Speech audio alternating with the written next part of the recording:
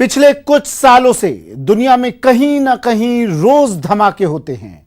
कभी आतंकी हमलों की शक्ल में, कभी आतंकियों को खत्म करने की कोशिश में, कभी कभी कोई अनहोनी भी हो जाती है, जैसा कि लेबनान में हुआ। और ऐसा हुआ कि उसकी तुलना परमाणु बम से होने लगी।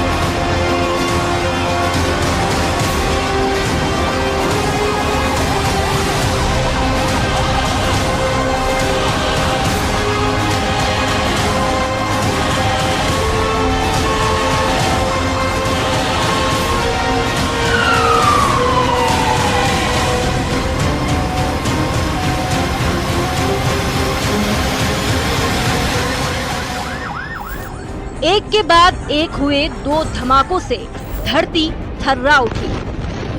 आग की लपटों और धुएं का गुबार इस कदर विकराल हो उठा कि आसमान कांपने लगा। जमीन में जैसे जल जलासा उठा, दुनिया हिल उठी। और इस धमाके के बाद जो कुछ नजर आया उसे शब्दों में बयां करना असंभव सा है।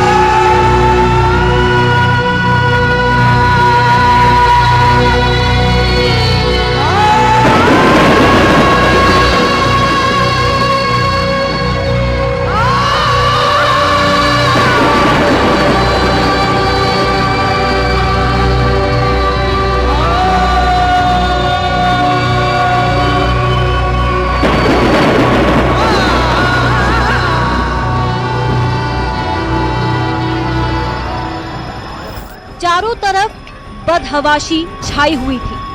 आसमान से भी ऊंचे इरादे रखने वाले इंसानों के चीथड़े धरती पर पड़े थे। जो जख्मी थे वो मदद की उम्मीद में बेसुध बैठे थे। ऐसा लग रहा था जैसे ये धमाका इंसानों का वजूद मिटाने के लिए हुआ हो।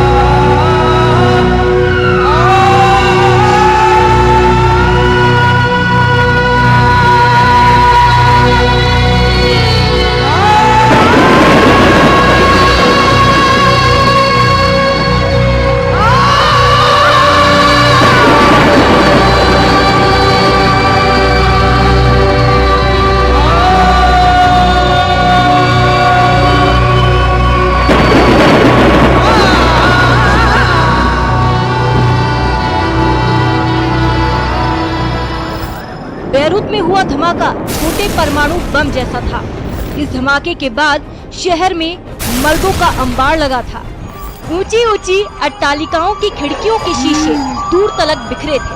सड़कें उधड़ चुकी थी और उस पर पलटी हुई कारों का रेला लगा था। चंद सेकंड में आधा शहर वीरान हो गया। 150 लोगों की जान चली गई और 4000 से ज्यादा लोग अब अस्पतालों में इस उम्मीद में भर्ती हैं कि लौटकर अपने घर पहुंच सकें। उजड़े हुए अपने आशियाने को फिर से संभाल सकें। तहस नहस हो चुके आशियानों की बात करेंगे। इस धमाके से पहले का लेबनान भी दिखाएंगे।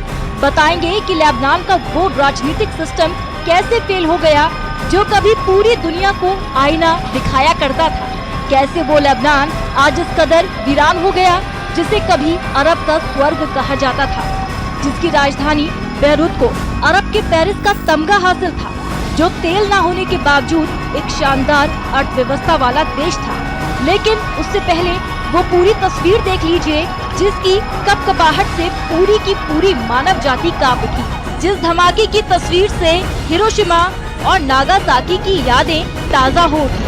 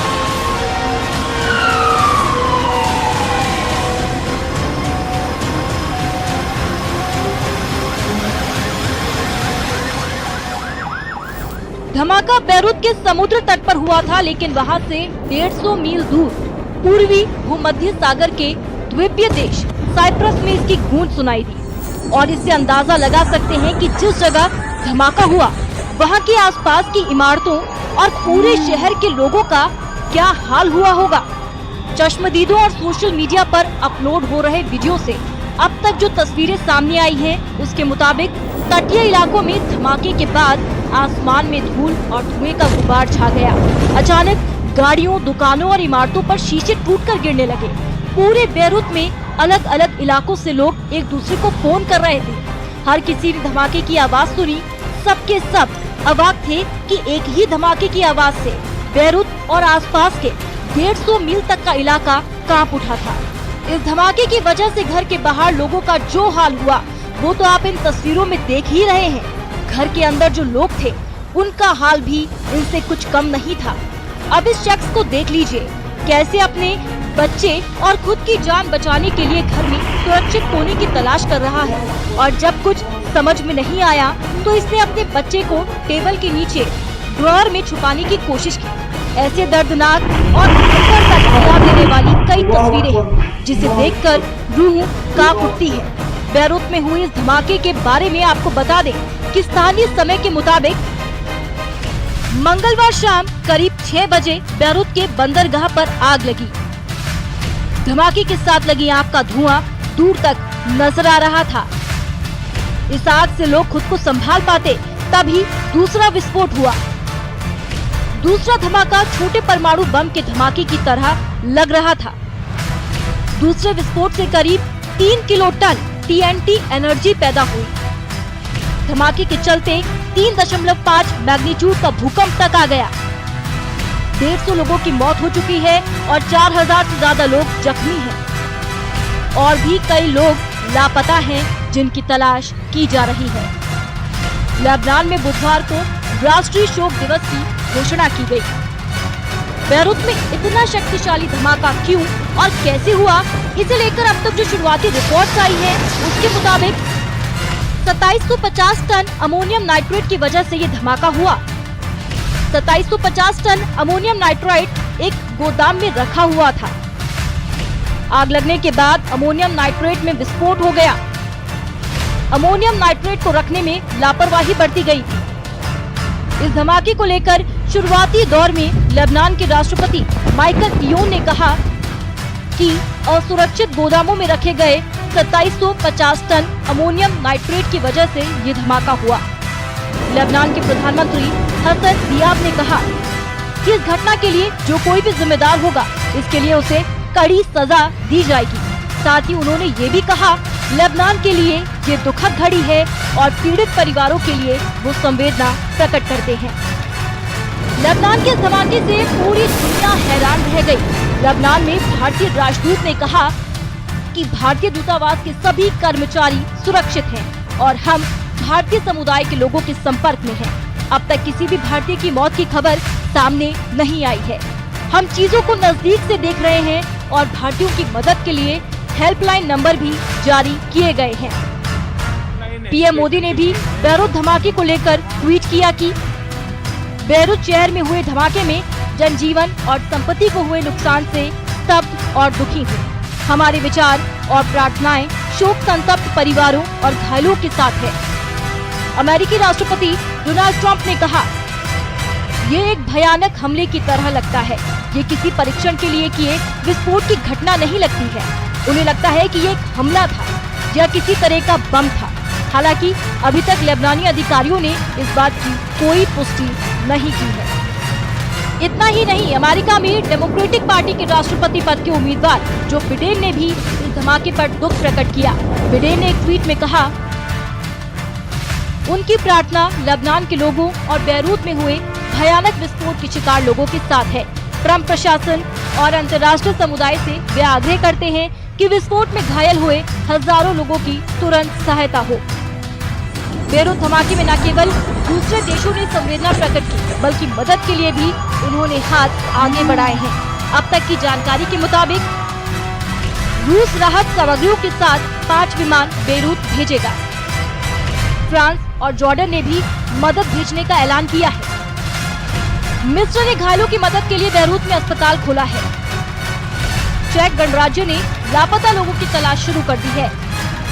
डेनमार्क मानवीय आधार पर लेबनान की मदद को तैयार है। यूनान लेबनानी प्रशासन की हर तरह की मदद को तैयार है। मदद से लेकर जांच तक की बात सामने आ रही है। धमाके के बाद जो कुछ किया जा रहा है वो सब कुछ इस वक्त किया जा रहा है, लेकिन कई ऐसे सवाल हैं जिसकी वजह से लेबनान में हुए धमाकों के हादसा होने पर संदेह जताया जा रहा है। मसलन प्रेसिडेंट ट्रंप ने क्यों कहा ये भयानक हमला लगता है। इजराइल और अमेरिका से लेबनान के तकरार का कहीं इस हादसे से कोई लिंक तो नहीं। Bureau report, news 18 network. Lebanon में परमाणु बम जैसा धमाका हुआ है। 150 लोगों की मौत हुई है। अगर आपको लगता है सिर्फ यही हेडलाइंस लेबनान को लेकर है, तो आप शायद लेबनान की वर्तमान हालत से रूबरू नहीं हैं। सच तो यह है कि लेबनान आज अपने सबसे बुरे दौर से गुजर रहा है। वहां 1 महीने से भी कम का राशन बचा है। बिजली, पानी, रोजगार और स्वास्थ्य सेवाओं जैसी मूलभूत सुविधाओं के लिए भी वहां की जनता को मशक्कत करनी पड़ी है। लेबनान की आर्थिक, सामाजिक और लोकतांत्रिक व्यवस्थाओं के फेल होने की कहानी बताएंगे आपको। पहले लेबनान के स्वर्णिम इतिहास की एक झलक देख लीजिए।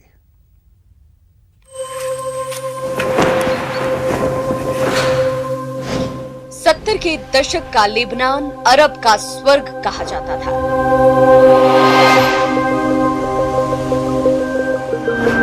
लेबनान की राजधानी बेरूत को अरब का पेरिस कहा जाता था।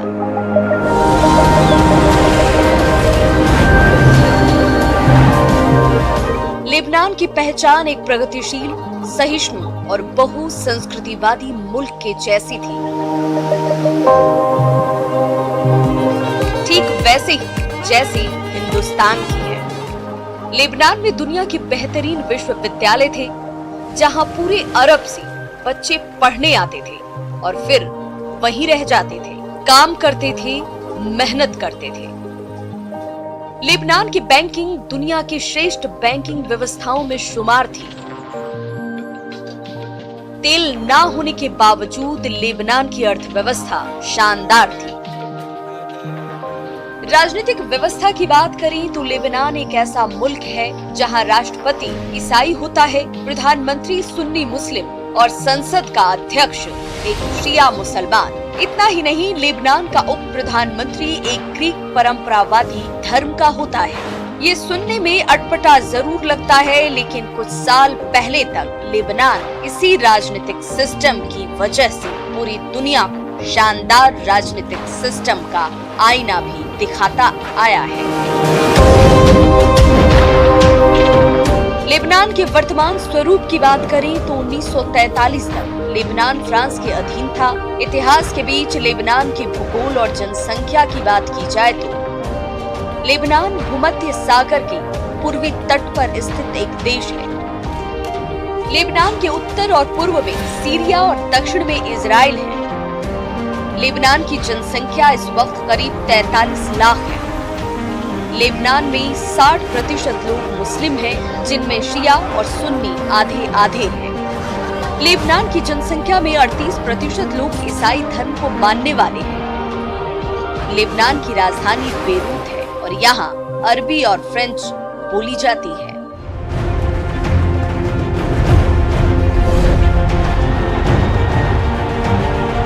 लेबनान विविधताओं में एकता वाला राष्ट्र था, लेकिन गृह युद्ध, फिलिस्तीन समस्या, सीरिया संकट और अरब इजराइल युद्ध के साथ साथ इजराइल और अमेरिका से तकरार की वजह से ये मुल्क तबाही और बर्बादी के कगार पर आकर खड़ा हुआ है।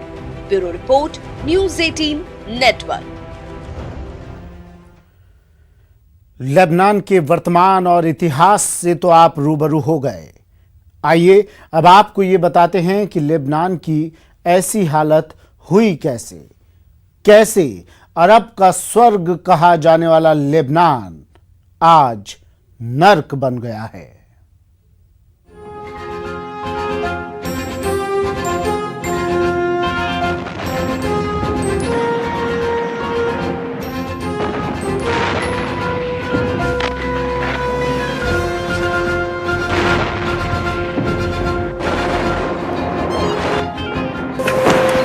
1943 में जब लेबनान को फ्रांस से आजादी मिली तो वहां के लोगों ने आपसी भेदभाव मिटाकर मुल्क की बेहतरी का काम शुरू किया।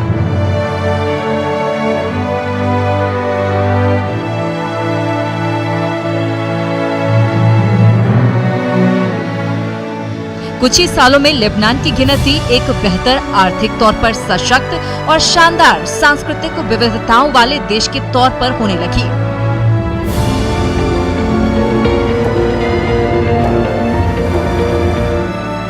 लेबनान अरब देशों के आसमान में सबसे चमकता सितारा बनकर उभरने लगा।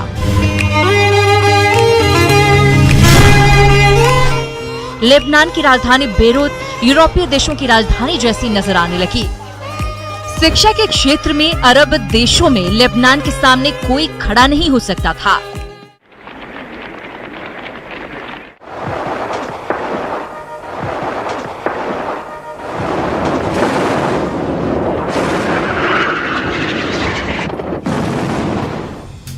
लेकिन विकास और आपसी भाईचारे की मिठास को धीरे धीरे घुन लगने लगा।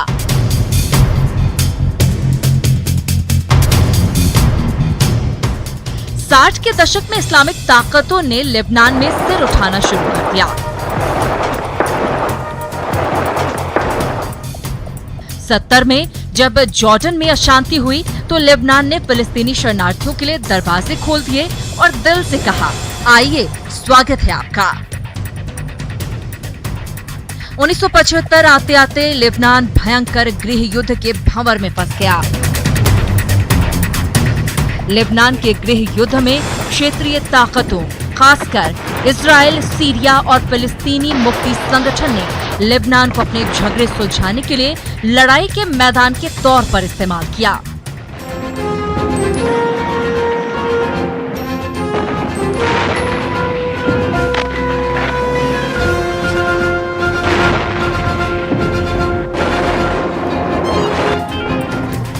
उन्नीस 1980 आते आते लेबनान की हालत आज के सीरिया की तरह हो गई।